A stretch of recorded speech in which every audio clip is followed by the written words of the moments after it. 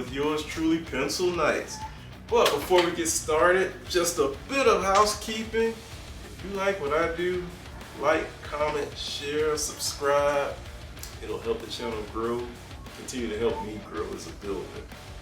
Now, moving on, as we wrap up the Gundam narrative series, I want to end this with something special for you guys. So for this month's giveaway, we're going to do the HG Gundam narrative C-Packs. But we're going to also include the Master Grade Fur Car Gundam narrative C-Packs as well. The rules will be in the description of the video. These are both awesome builds. They speak for themselves. So now that we got this out of the way, let's get cracking.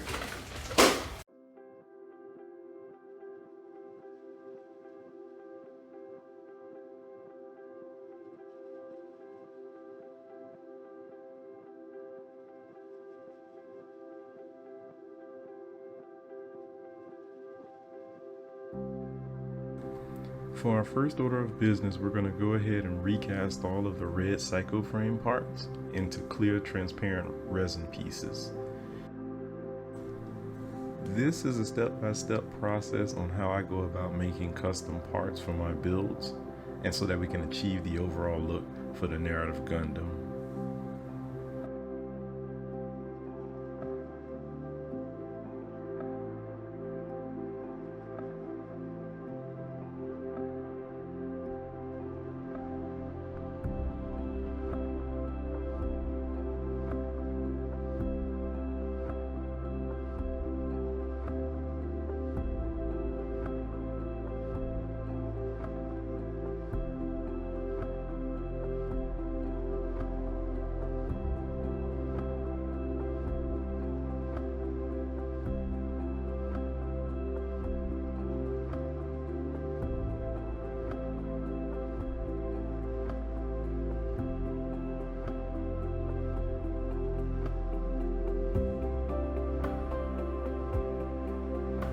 Now that we have our clear translucent cycle frame parts, we're going to go ahead and do a bit of cleanup, clear up some of the bubbles and leftover residue before we can actually use the parts.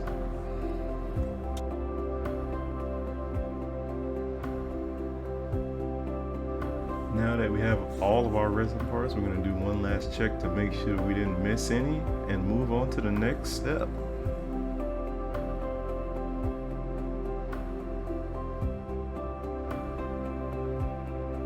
For this build, we're going to start off with the hardest part, which is the arms.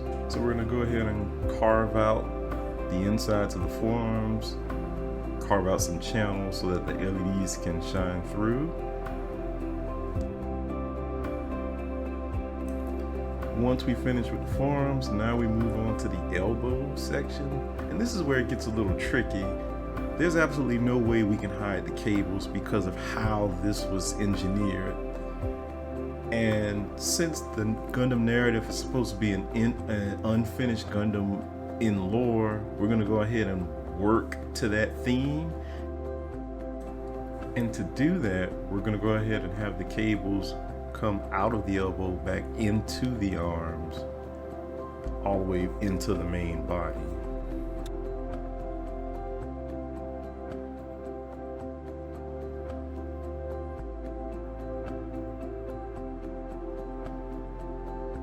So there's one last step before we can use the actual cycle frame parts, and we need to make them opaque because right now they're too clear, and we want them opaque so that when the LEDs shine from behind, the light will be able to travel all the way throughout the piece instead of giving us one tiny hot spot.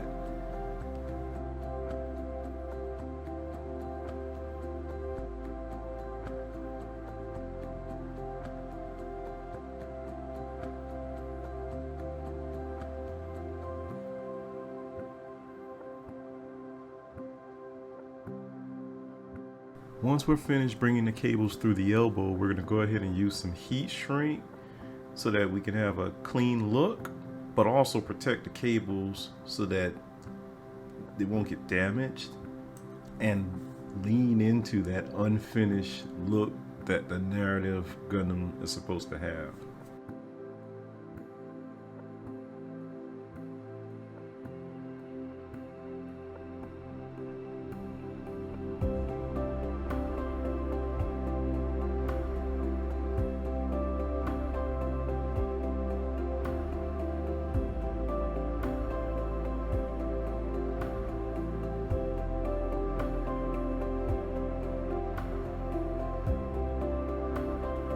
For the shoulders, we're going to go ahead and make 3 small holes so we can place our LEDs in specific points so that they can illuminate the resin part that's going to go on top of the shoulder.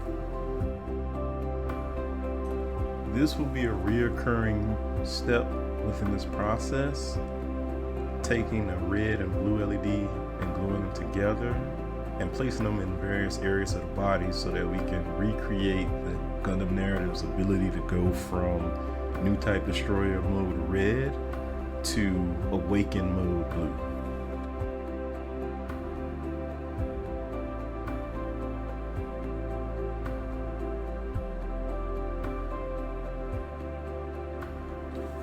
You want to make sure your wire management is as clean as possible.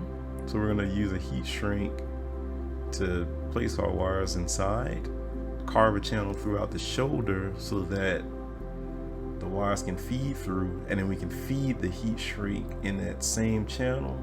That way when you pivot the arms, there's no worry of the wires fraying or becoming damaged.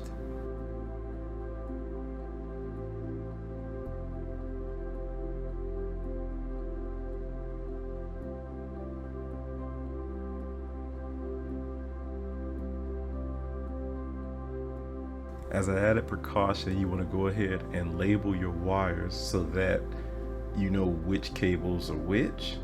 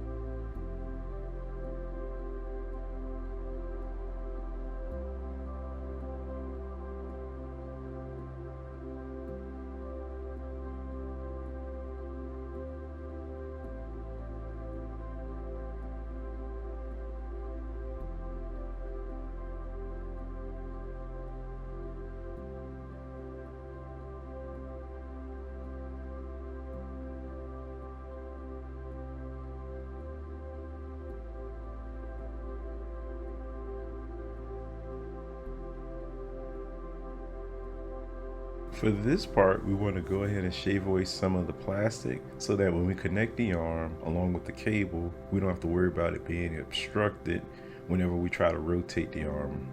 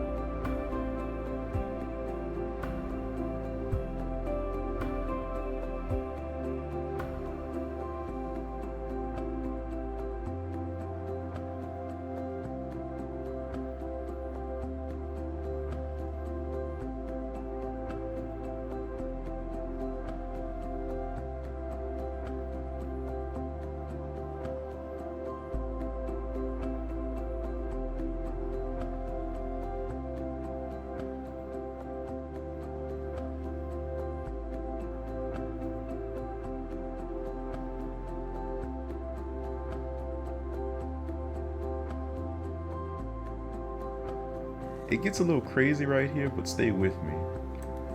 Because of how the leg is engineered, we're gonna go ahead and wire the gold area first and feed the wires from the gold area to the thigh and the shin.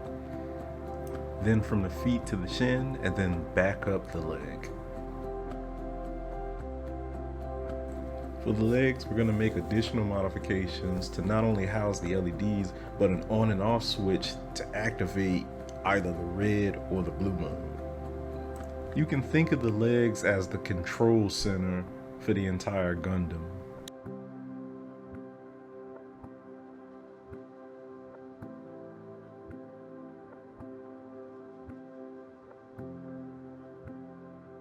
So for this part, you're gonna have to be very careful. We're gonna add 4 LEDs and then we're gonna shave away the silver part and run those wires back down so that they can meet the gold area in the legs.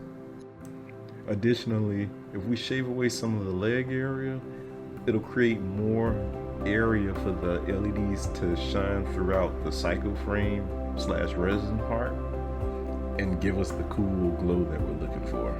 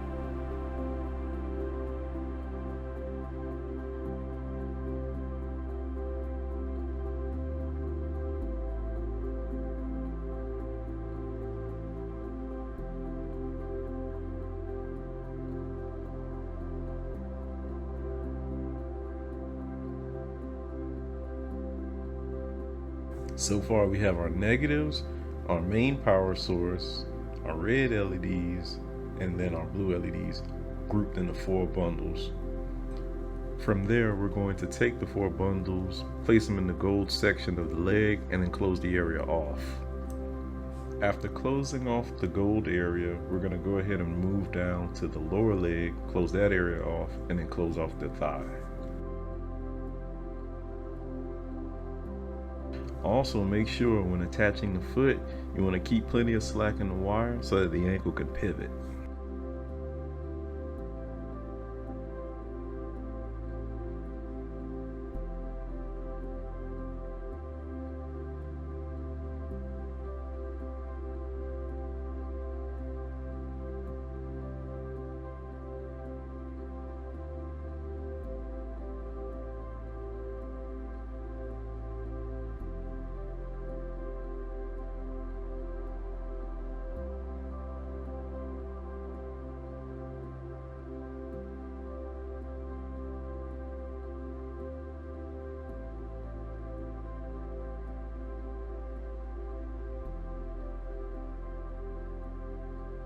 So with the front skirts, we're going to make the same approach that we used on the shoulders and carve out channels so that we can place our LEDs in precise points so that they can illuminate the translucent resin parts.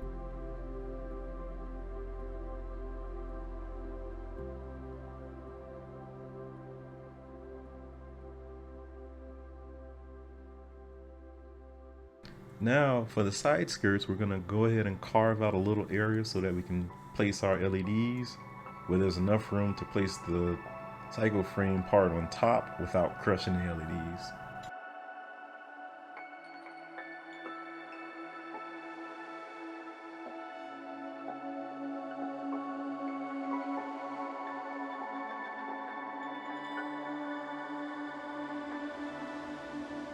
This area will be our nexus point for all of our cables from the legs to meet with the upper torso.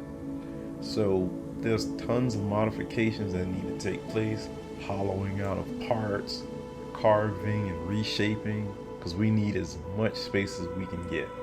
Because this area is about to become very crowded with the various cables leading from different points of the body converging into this one point.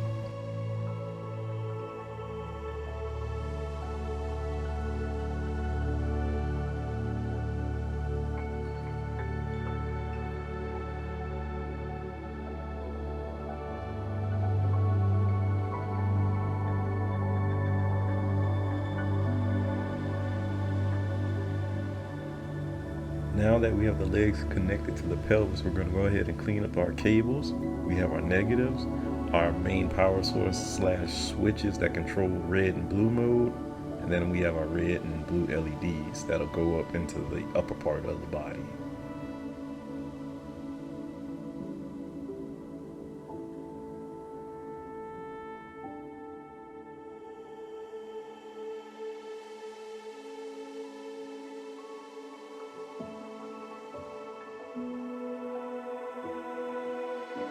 So for the backpack, we're going to go ahead and start to shave away some of the resin and some of the actual backpack, because what we're going to do is have all of the cables from the arms, torso, and from the backpack thrusters meet in this small area. So we're going to need as much real estate as we can get.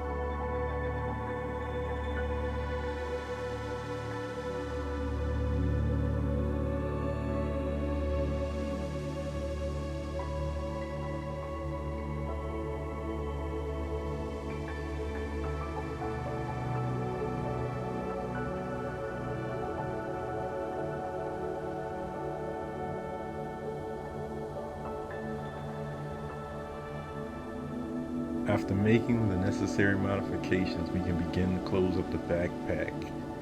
It gets a little tricky because the thrusters have to be installed when the backpack is closed, but we also have to make sure that the wires don't get snagged, so to be very careful with this part. From the backpack, we have our negative and we have our red and blue LEDs, and we're going to now bring them to link up with the torso cables and bring it all together.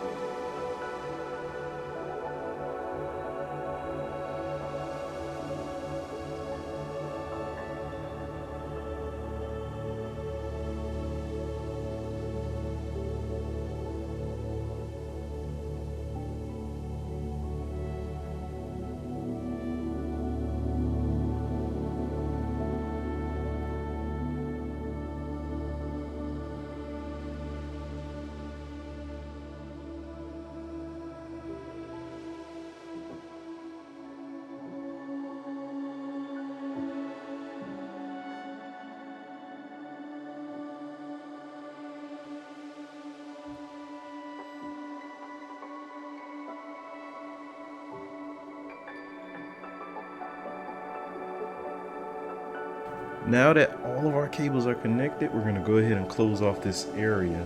Traditionally, I would use a heat gun, but because the wires are so close to the model, we could potentially damage it. So we'll use a solder instead to heat the heat shrink and force it to wrap around the wires.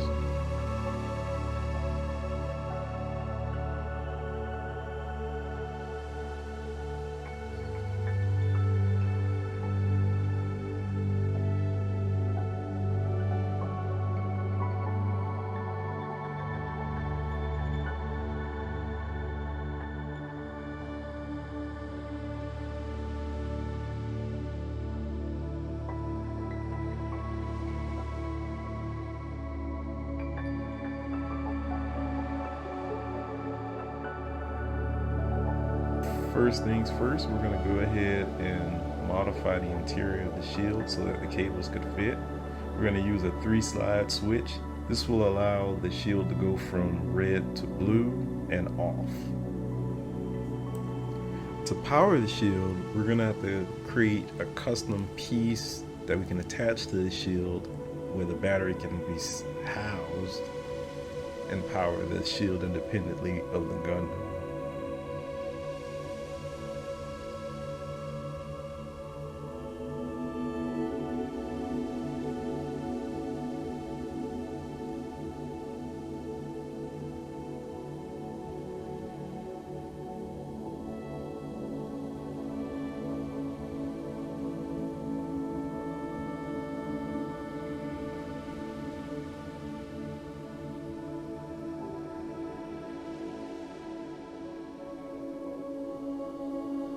Now that we have our very own custom battery holder, we're going to go ahead and create some contacts so that we can place inside. To start, we're going to strip these wires, and then we're going to go ahead and coil them as tightly as possible, and then take some pliers and kind of flatten them as much as possible. From there, we're going to take some copper tape, wrap them around the ends, and then we're going to go ahead and create our contact, attach it to the battery holder, and then do some tests just to make sure that the battery works.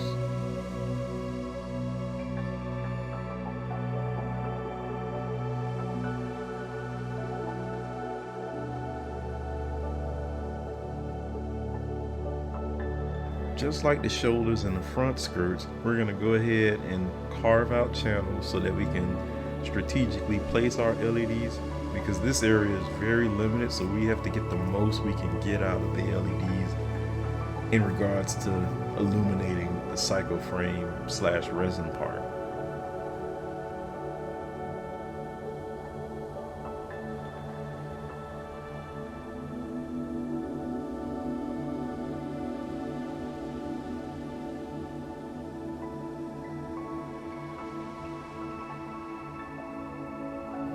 Once we have the channels carved out, we're going to go ahead and seal off this area using some UV resin.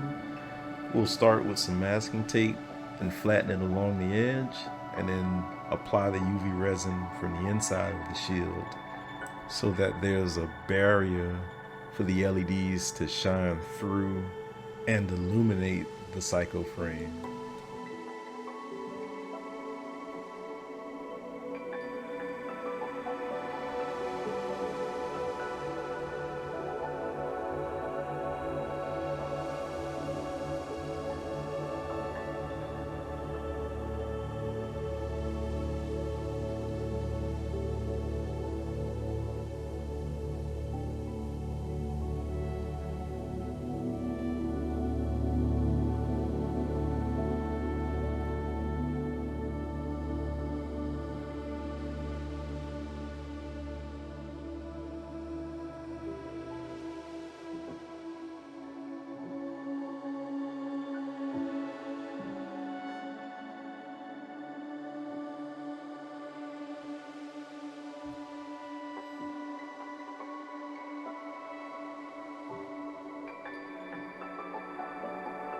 Now we're going to take our makeshift battery holder and connect it to the power source to the 3-slide switch, while connecting the other 2 red wires to the red and blue LEDs.